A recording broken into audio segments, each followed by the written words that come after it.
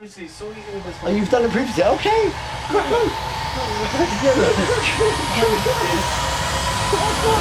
And I was like, Good, yeah.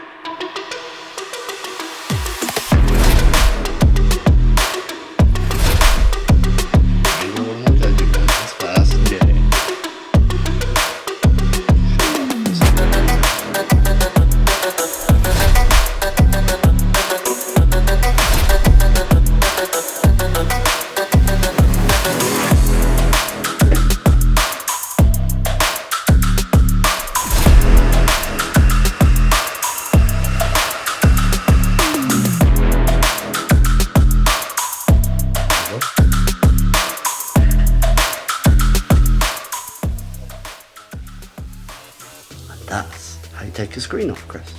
well,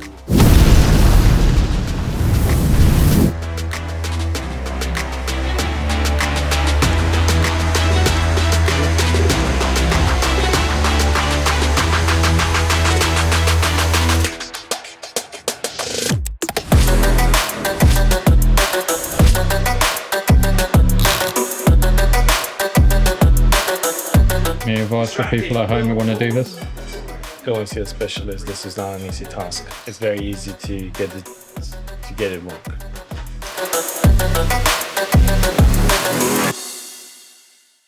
The latest operating system doesn't like being directly cloned, so it looks like we have to run a repair on the operating system so that the main files for it will allow it to boot.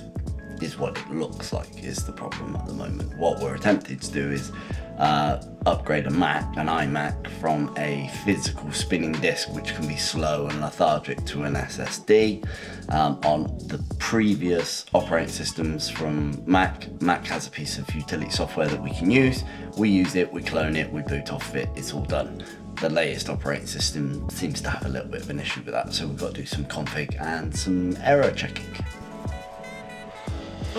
Chris, when that keyboard is ready to go back, I'm going to make it look like a sparkling brand new one. Well worn.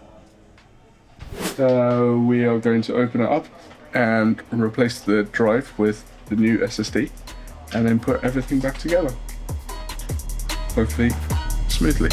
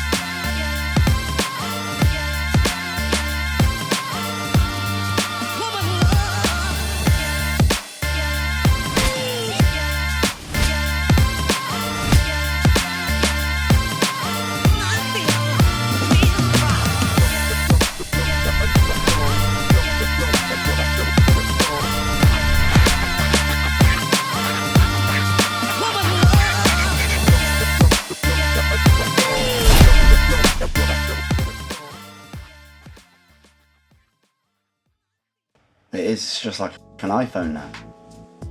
It's iPhone settings. It is basically an iPhone. Wi-Fi, Bluetooth, notifications, sound, focus, screen time, general, control center, Siri. Basically an iPhone now in the settings. That's mental. So we've taken the screen out. As you saw, we have stripped the tape off of it. We have replaced the hard drive with an SSD drive. We've booted it. We've made sure that it's running now way faster than what it was with the hard drive.